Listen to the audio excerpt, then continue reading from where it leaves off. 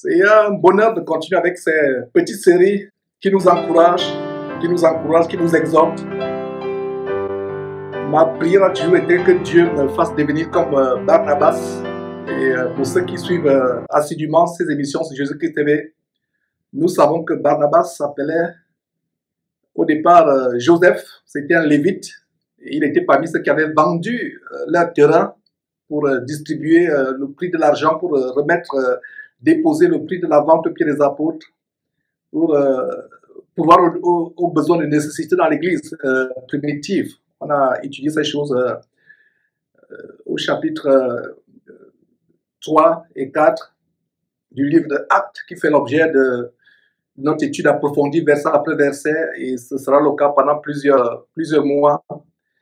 Et donc, mes frères, c'était donc une joie de découvrir comment Barnabas a été appelé par les apôtres fils d'exhortation, parce que les apôtres ont vu en lui un extraordinaire ministère d'exhortation, encourageant les frères, les exhortant à marcher, à ne pas se décourager. Et ma prière a toujours été que je devienne comme Barnabas, quelqu'un qui encourage les autres frères, quelqu'un qui les exhorte.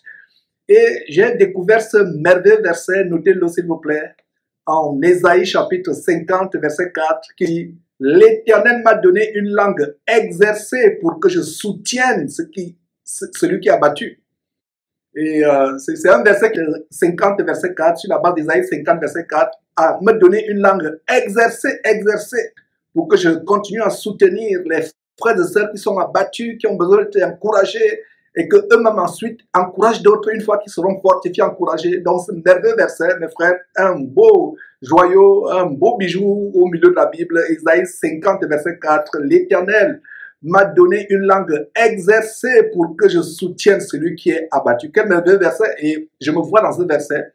Et ma prière, et soutenez-moi dans cette prière, que Dieu me donne encore de plus en plus une langue exercée, affermie, exercée, pour encourager ceux qui sont abattus, pour encourager ceux qui sont sur le point de perdre la foi, pour encourager ceux qui sont sur le point de jeter l'éponge après des années de marche avec Dieu. Il y a des situations dans la vie, soit dans leur couple, dans leur foyer conjugal, soit dans leur lieu de travail, soit dans leur famille, des situations qui les ont tellement affligés, ils sont sur le point de se décourager, ils sont sur le point de jeter l'éponge. Donc, mes frères, le sujet d'aujourd'hui, c'est un très très grand sujet. Nous allons partager, et pour ceux qui sont nouveaux sur Jésus-Christ TV, peut-être vous allez le découvrir pour la première fois, mais pour ceux qui sont assidus, mes frères et sœurs, vous savez de quoi je vais parler. Le sujet aujourd'hui, à cette pause de midi, en ce jour de l'an de grâce 2019, nous sommes le lundi, le 12 août de l'an de grâce, à cette pause de midi. Le sujet que je vais évoquer est tellement familier à ceux qui sont assidus à ces enseignements et qui les mettent surtout en pratique. Et ce sujet, c'est le meilleur médicament contre la crise cardiaque, contre les AVC, contre toutes les maladies liées au cerveau, liées au cœur. Et je vais me consacrer aujourd'hui, n'est-ce pas, ou alors je vais consacrer ce message d'aujourd'hui à ce merveilleux grand mystère que Dieu a placé au centre du corps de l'homme ou de l'intelligence de l'homme. Donc voilà à quoi je vais m'atteler pendant quelques minutes, tout simplement. Ce très grand mystère que Dieu a placé au centre de la vie de tout être humain, que ce soit la vie du corps, que ce soit la vie mentale, ce mystère s'appelle le cœur. C'est ce que nous allons évoquer aujourd'hui.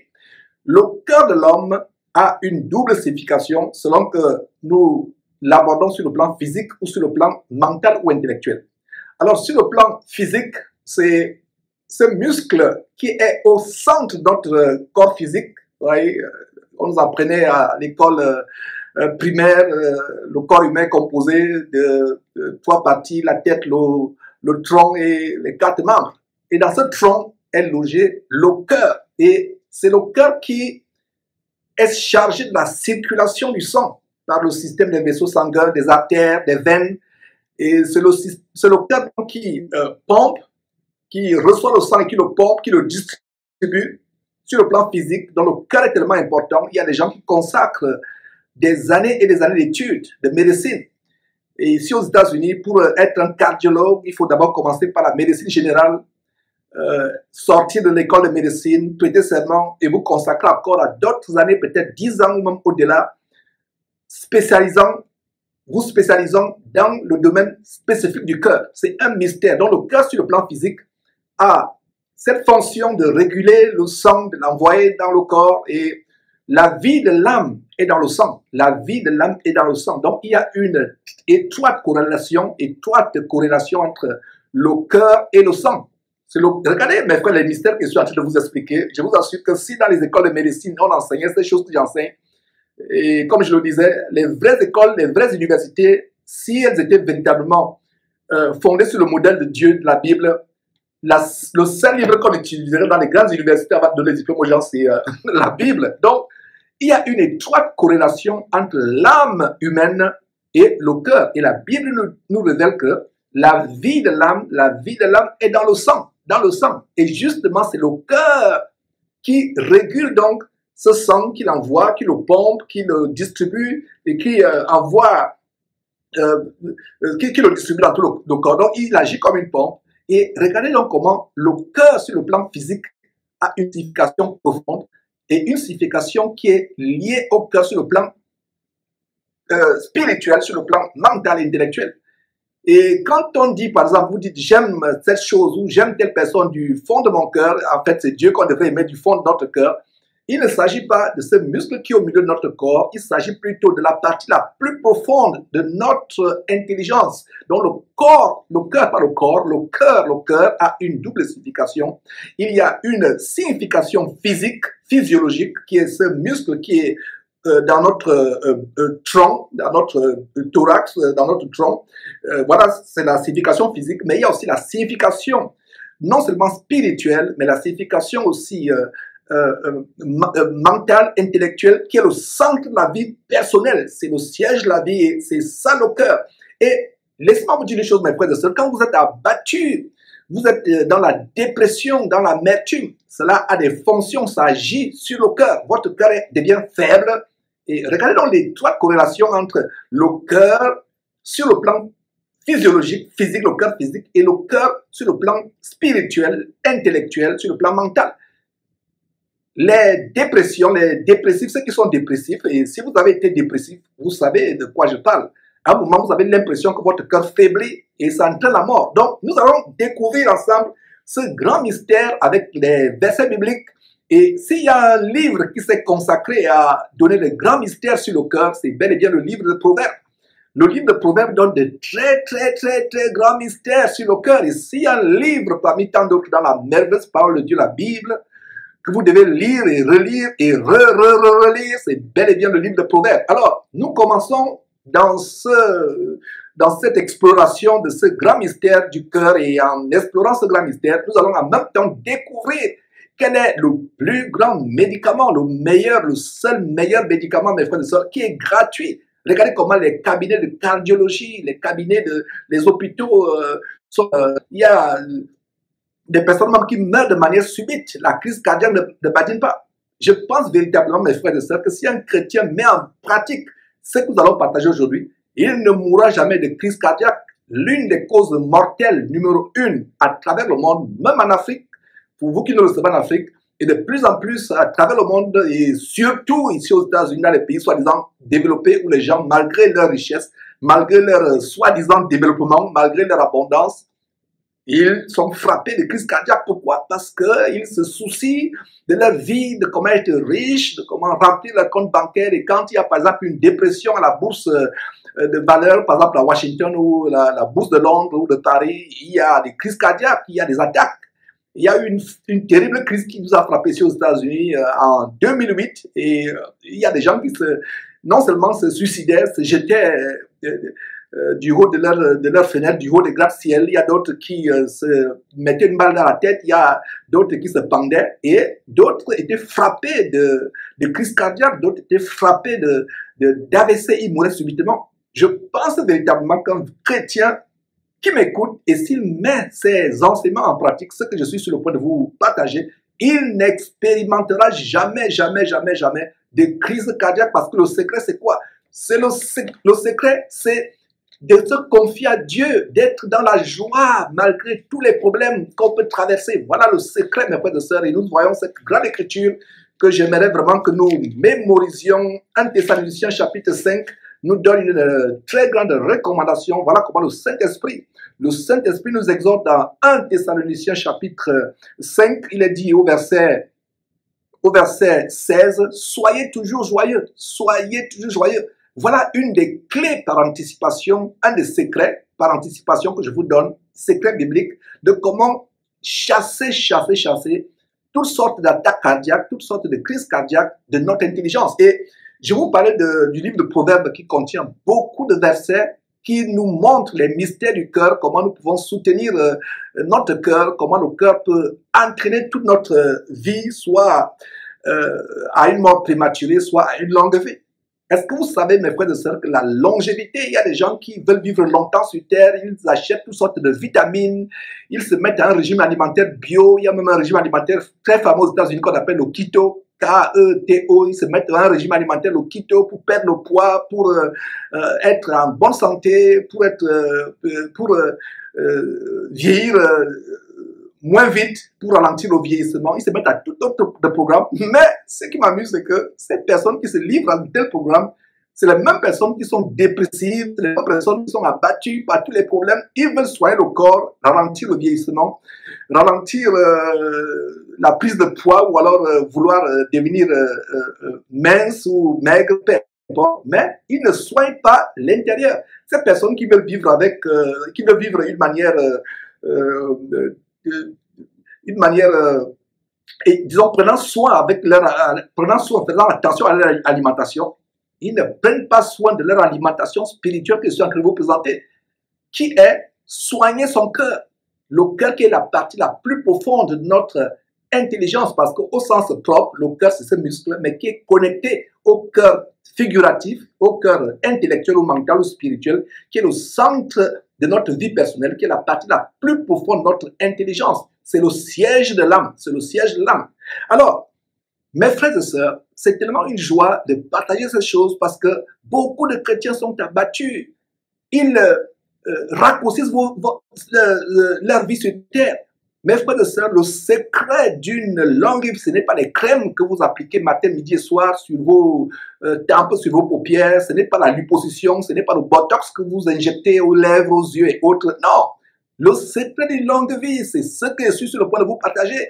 C'est la joie que vous mettez dans votre cœur. Vous rendez grâce à Dieu, vous chassez de votre cœur toute pensée négative, toute pensée de dépression, toute pensée, même si vous traversez, mes frères et sœurs, la fournaise ardente, même si vous êtes confronté au plus grand problème, même si vous découvrez que votre conjoint, qui n'est pas chrétien comme vous, vient de vous tromper, sort avec la voisine d'à côté, ou vous venez de perdre votre boulot, ou je ne sais pas, vous rentrez, toute votre maison est incendiée, arrivons à un point où rien, absolument rien, ne peut fléchir notre bonne santé spirituelle. Quand il dit bonne santé, ça veut dire que notre cœur est tellement rempli de l'amour de Dieu, nous rendons grâce à Dieu.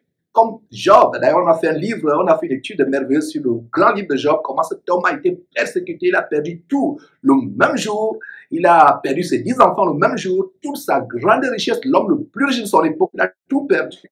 Et comme cela ne suffisait pas, Dieu a permis à ce que Satan le frappe d'un cancer de la peau, de la plante des pieds jusqu'au sommet de la tête, au point où il était rempli de croûtes tout au long du corps, des croûtes sanguinolentes et pustulantes. Et même sa femme lui a dit, mais tu agis d'une manière déraisonnée, maudit Dieu et meurs. Imaginez votre femme, au lieu de vous consoler, vous incite à maudire Dieu et de vous suicider.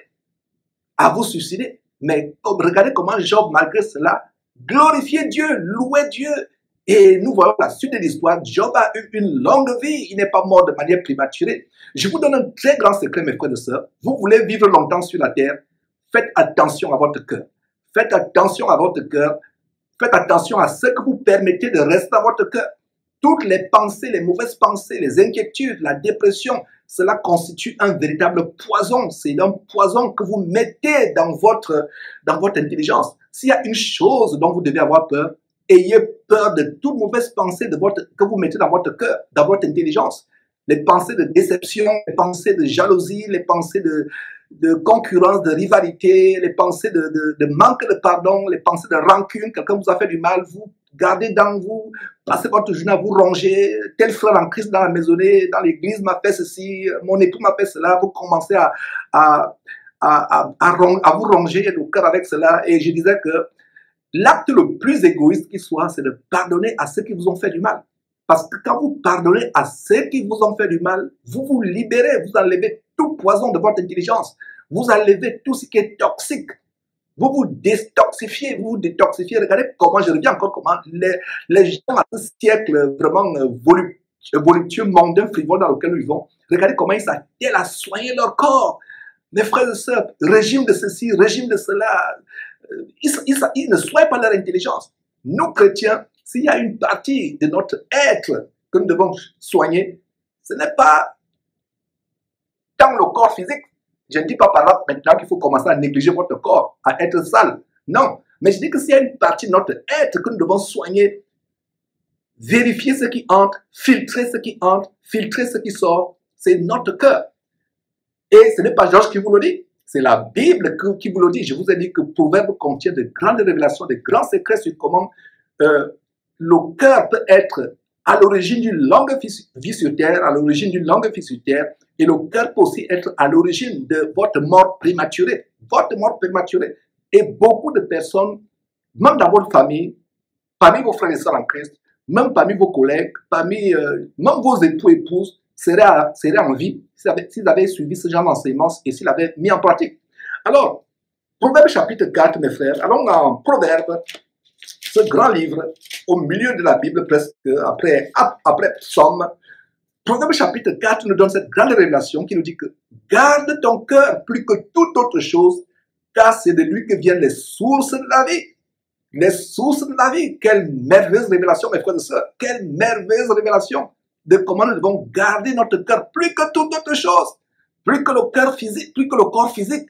Soigne moins ton corps physique, mais soigne plus ton cœur. La partie la plus profonde de ton intelligence. Le siège de ton âme. C'est ça ton cœur. Garde ton cœur comme un trésor, plus que toute autre chose. Ça résume ce que je vous ai dit en introduction. Que beaucoup de personnes, si elles avaient mis en pratique ce verset, Proverbe chapitre 4, verset 23, ne seraient pas morts. Beaucoup seraient encore en vie. Ils sont frappés de crises cardiaques à cause de quoi? À cause des richesses, à cause des soucis du monde et cet évangile diabolique de la prospérité contre lequel je suis en guerre et je suis content que d'autres frères sont en train de se joindre à moi dans ce combat contre l'évangile diabolique de la prospérité. Il vous enseigne la crise cardiaque parce que la Bible dit que l'amour de l'argent en 1 Timothée chapitre 6 est la racine de tous les maux. Quelques-uns, en étant possédés, se sont jetés eux-mêmes dans bien des tourments. L'amour de l'argent, vous passez les nuits, il y a l'insomnie, vous ne dormez plus, il y a des crises, il y a toutes sortes de problèmes que vous avez, vous ne dormez plus, vous n'avez même plus le temps pour manger ou de vous occuper de votre époux, épouse, selon que vous êtes homme ou femme. Ça apporte toutes sortes de préoccupations.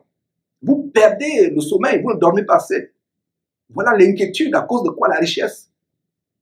On vous dit de devenir riche, c'est pasteur, alors que ce n'est pas à cause de ces principes diaboliques qui vous enseignent, le mensonge qui vous enseigne qu'ils deviennent riches, ils deviennent riches avec votre argent que vous leur donnez, avec vos dîmes et vos offrandes que vous leur donnez. Ils ne deviennent pas riches en mettant ces clés, ces secrets de percées financières bidons, ces secrets bidons de percées financières qui vous enseignent. Alors, ce verset, Proverbe chapitre 4, verset 23, garde ton cœur plus que toute autre chose, plus que toute autre chose, car quoi? C'est de lui que viennent les sources de la vie. Ça veut dire que si tu ne gardes pas ton cœur, ce ne sont pas les sources de la vie qui viendront, mais ce sont les sources de la mort, les sources de la destruction, les sources de la maladie. Je reprends, il n'y a pas plus grande logique que la logique de la parole de Dieu. Ce verset, Proverbe chapitre 4, verset 23 dit, garde ton cœur plus que toute autre chose, car c'est de lui que viennent les sources de la vie. Alors, si tu ne gardes pas ton cœur pour que les sources de la vie de l'âme, la vie, vraiment, si tu ne gardes pas ton cœur, mon frère, ma soeur, pour que la vie vienne, qu'est-ce qui va venir? C'est la mort, ce sont les sources de la mort, ce sont les torrents de la destruction qui vont venir dans ta vie. Quel merveilleux verset, mes frères et sœurs. J'espère que vous avez compris. Pour des raisons de temps, à ma pause de midi, je ne peux pas aller plus loin, mais je pense qu'à ce niveau-là, vous avez déjà compris ce grand verset. Demande à Dieu de vous comprendre toute la profondeur, de vous faire comprendre toute la profondeur de ce verset. Et regardez notre verset en Proverbe toujours, Proverbe chapitre 12, qu'est-ce que nous voyons? L'inquiétude dans le cœur de l'homme là-bas. L'inquiétude, l'inquiétude. Oh mon frère, ne t'inquiète pas.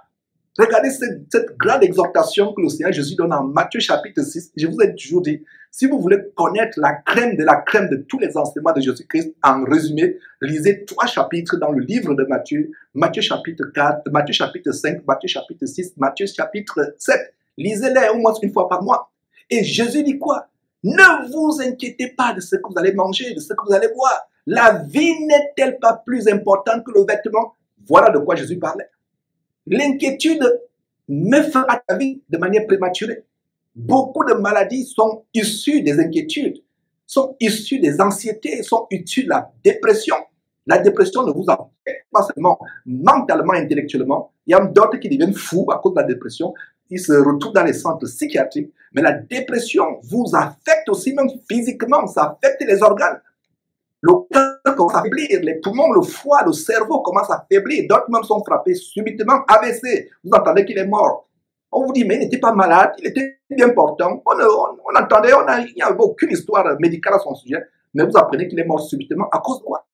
À cause des inquiétudes, des soucis. Regardez ce merveilleux verset, ce bonbon spirituel, cette perle dans la Bible, au milieu de votre Bible, qui nous donne une révélation, Proverbe chapitre 12, verset 25. L'inquiétude dans le cœur d'un homme, là-bas, quel est le synonyme d'abattre? C'est terrasser, c'est tuer. L'inquiétude. Ne vous inquiétez pas, vous avez mangé, vous rendez grâce à Dieu. Vous n'avez pas mangé, rendez même encore plus grâce à Dieu. Un malheur, un bonheur arrive, chantez les cantiques, rendez grâce à Dieu. Un malheur arrive, rendez encore grâce à Dieu. Mes frères et sœurs, mes frères et sœurs. Allons à Proverbe chapitre 15, verset 13. Proverbe chapitre 15, verset 13. Que dit ce verset? Proverbe chapitre 15, verset 13 donne une autre grande révélation qui dit quoi? Un cœur joyeux rend le visage serein, mais quand le cœur est triste, l'esprit abattu. Ce verset a une profondeur non seulement spirituelle, bibliquement parlant, mais ce verset a une profondeur sur le plan médical. Sur le plan médical et scientifique. Un cœur joyeux rend le visage serein. Il y a des personnes qui sont toujours joyeuses, le visage serein, malgré tous les problèmes qu'elles peuvent traverser. Vous ne savez même pas que cette personne a des problèmes. Il y a une sœur ici à Houston, à l'époque, il y a des années, elle était à l'université, elle traversait des pires tourments, non seulement sur le plan financier, mais sur le plan physique. Mais elle était toujours joyeuse, elle était toujours très contente. Et un jour, elle s'est assise hors de la salle de classe, dehors, et une camarade est venue auprès d'elle en plein échange. Elle dit vraiment, j'ai besoin de me confier à toi, voilà ce que je vis, voilà tout ce que je suis même. J'ai comme l'impression que je suis au bord du précipice, je désespère même conserver la vie, je n'ai même plus le goût de vivre, voilà ce que je traverse. Elle pleurait. Et la sœur en Christ ici à Houston l'écoutait attentivement. Quand la sœur en Christ a ouvert la bouche pour lui exposer tout ce qu'elle traversait, la personne s'est mise à pleurer maintenant pour la sœur en Christ. Mais en fait, moi je pensais que mon problème était tellement grave. Mais ton problème est encore beaucoup plus grave. Mais comment tu fais? Tu te trouves toujours joyeuse. Tu es en bonne santé. Rien ne va. Mais je ne savais pas que tu pouvais traverser tout ce genre de problème. Mais si tu m'avais même mis au courant, j'aurais pu peut-être t'aider. Voilà, maintenant c'est elle qui va aider, alors que c'est elle qui est venue avec les pleurs. Le visage serein dépend du fait que nous nous confions en Dieu comme un petit enfant, un bébé. Regardez comment un bébé dort de manière sereine. Il n'y a pas plus pur, il n'y a pas plus pur et plus innocent, plus beau sur la terre, pour moi, à mon avis, qu'un nouveau-né. Vous le voyez tellement serein, inoffensif, surtout quand il vous sourit en dormant. Oh là là, mes frères et sœurs, quelle merveille un bébé. Si vous voulez vraiment bien apprécier l'infinie grandeur des merveilles de Dieu, observez un nouveau-né. Un nouveau-né. Quand je pense comment les femmes jettent leur bébé à la poubelle après leur naissance, il faut être rempli de l'esprit du serpent, du dragon ou du diable pour le faire. Un bébé tellement innocent, il a un cœur serein, il a un visage serein, il ne se soucie pas. C'est à ce niveau-là que nous devons arriver. Proverbe chapitre 15, verset 13 à nouveau. Un cœur joyeux rend le visage serein, mais le cœur triste. Mais quand le cœur est triste, l'esprit est abattu. Et quand l'esprit est abattu, cela affecte vos organes. Les organes vitaux. Les organes vitaux qui ont des fonctions vitales, c'est-à-dire qui donnent la vie, commencent à se faiblir et s'entraînent à mort prématurée. Il y a même des personnes, quand elles ont des problèmes, elles commencent à avoir des boutons sur le visage. En fait, vos cellules sont affectées. Les globules rouges, les globules blancs, les cellules qui apportent la vie dans votre cœur commencent à être affectées. Pourquoi les gens ont le cancer? Pourquoi les gens ont toutes cette sortes de maladies? En fait, il y a des gens qui parlent souvent des maladies psychosomatiques. Je n'aimerais pas vous épater par ces termes scientifiques, médicaux, pédants, mais une façon de dire que c'est lié. Le cerveau, le psychisme de l'homme, le psychique ou le psychisme de l'homme est lié au corps. Est lié au corps. Et voilà des choses qui se passent. Donc, vous voyez quelqu'un, déjà les boutons ou des choses bizarres apparaissent sur la peau, la personne va voir un dermatologue. Mon frère, ma soeur, les boutons apparaissent.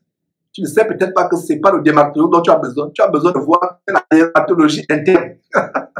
La dermatologie de ton cœur, la dermatologie de ton esprit. Chasse de ton cœur toutes sortes de mauvaises pensées. Commence à louer Dieu tous les jours. Et vous voyez comment ces enseignements des midi sont tellement liés. Il y a quelques jours, on a vu le secret vraiment d'une vie agréable. Louer Dieu, les louanges qui délivrent, la louange qui apporte le réconfort. Mes frères et sœurs, allons rapidement vers la fin. Proverbe chapitre 17, verset 22. Qui dit quoi?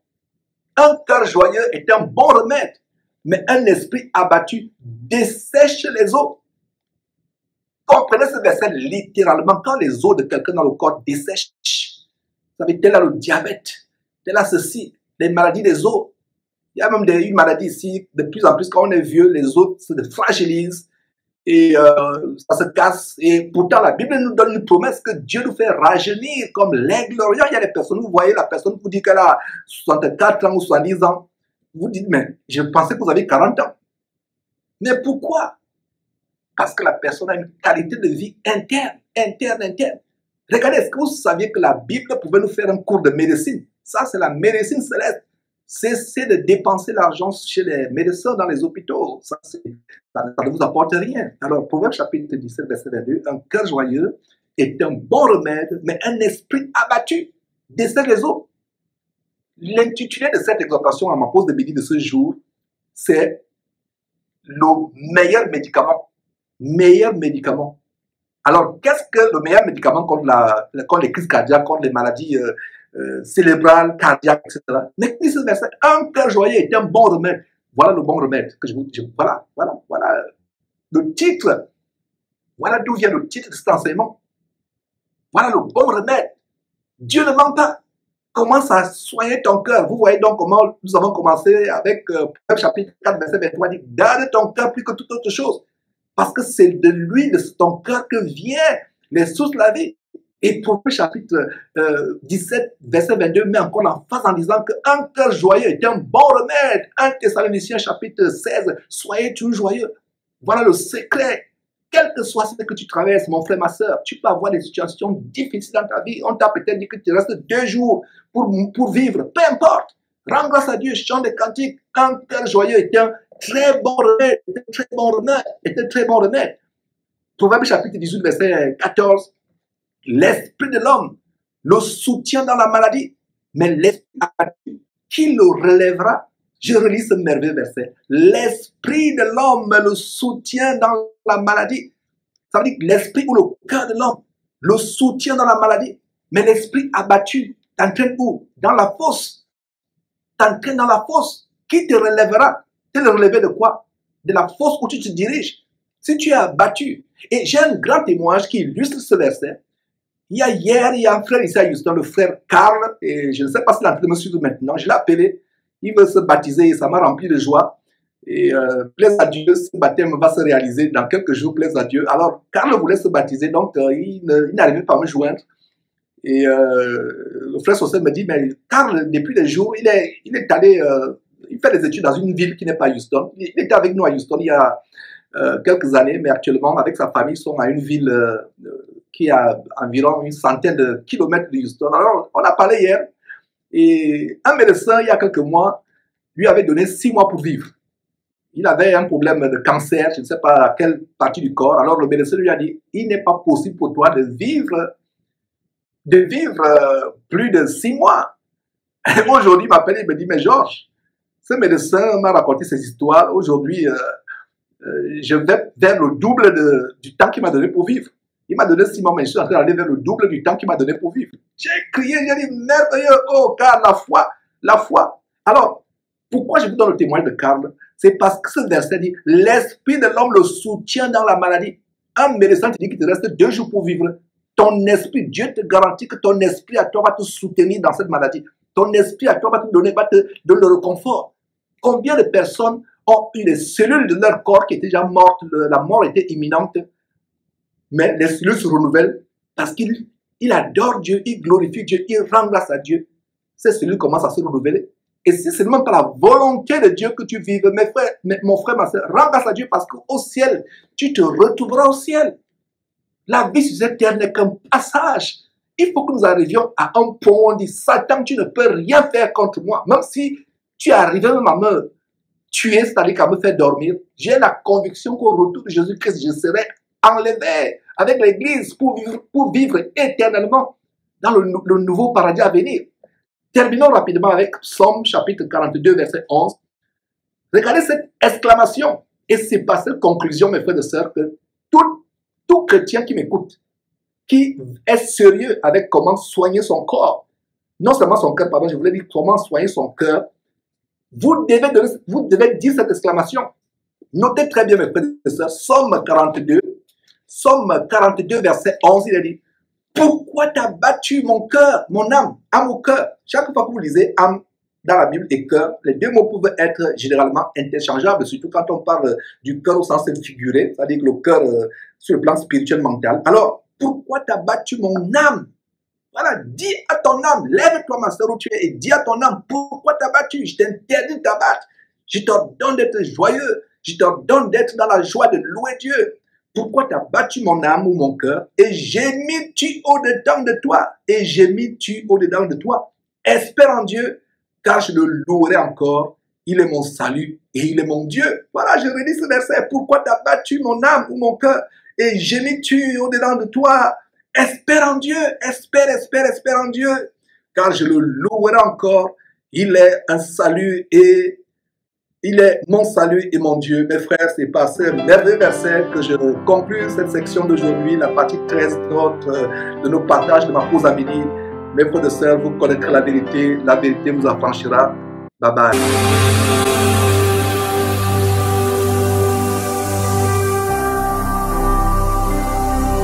Jésus-Christ TV, vous connaîtrez la vérité et la vérité vous affranchira.